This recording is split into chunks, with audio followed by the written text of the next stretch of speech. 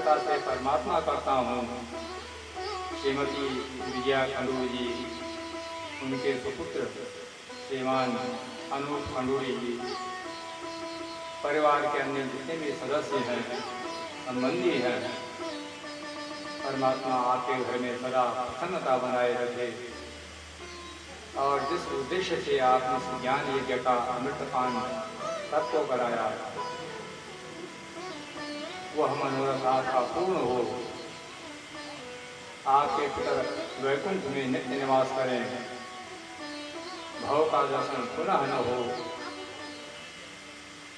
और प्रायः ये बात प्रचलित है कि भागवत कराने से मुक्ति मिलती है। मैं ऐसा नहीं मानता। मेरा मानना यह है, जिनके पितरों को मुक्ति मिल गई और एक परमार्थ का सत्य होता है, बात दोनों एक ही होती हैं, लेकिन दोनों के सत्य में अंतर है। मान लो आप ये समझें, कई बार हम कहते हैं, यहाँ पहली बार कह रहा हूँ,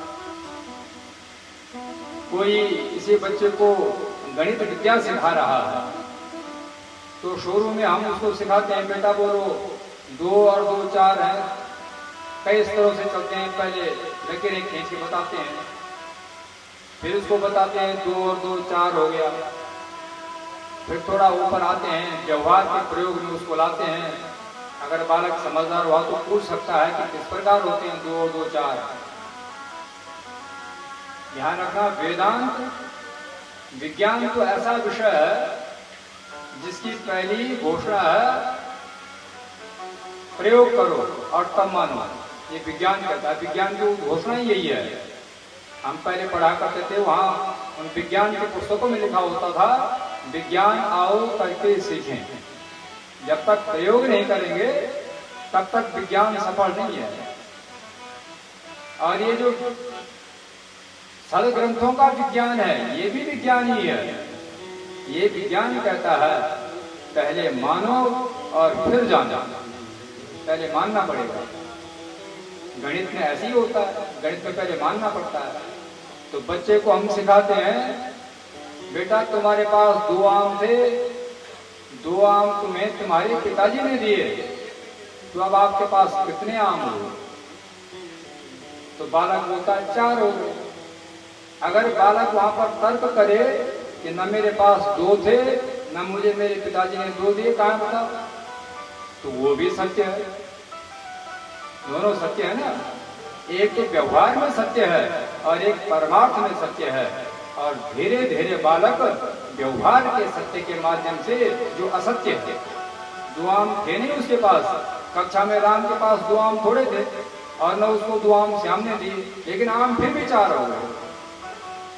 तो इस व्यवहार के सत्य से परमार्थ के सत्य को जानना ही इन ग्रंथों का उद्देश्य है।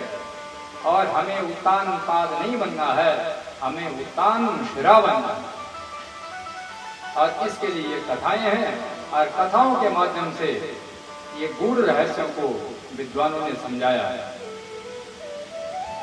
इस कथा के माध्यम से उस गूढ़ रहस्य को समझें, जहां परमार्थ सत्य को जान करके और व्यक्ति को ध्रुव पद की प्राप्ति होती है, व्यक्ति निश्चय बुद्धि वाला बनता है। तो ध्रुव जी के माध्यम से आज हम उस कथा का रसपान करेंगे। तो व्यवहार की कथा कहती है कि महाराज उत्तान पाद की 2 पत्नियां थीं। एक पत्नी का नाम था सुनीति और एक पत्नी का नाम था सुरुचि।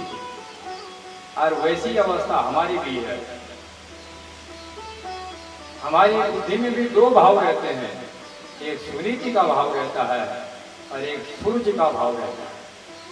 ऐसा कोई चाहे महाडकैत क्यों न हो, चाहे बहुत निकृष्ट व्यक्ति क्यों नहीं है, ये कभी नहीं हो सकता है कि उसकी बुद्धि में कभी सद्भाव ना आता हो। ये संभव ही नहीं है। तो जिस समय हमारी बुद्धि में अच्छी बातें आए, उस समय हमारी बुद्धि सुनीति का अनुसरण करती है। और जिस समय हमारी बुद्धि विचारों को किनारे करके, विवेक को छोड़ करके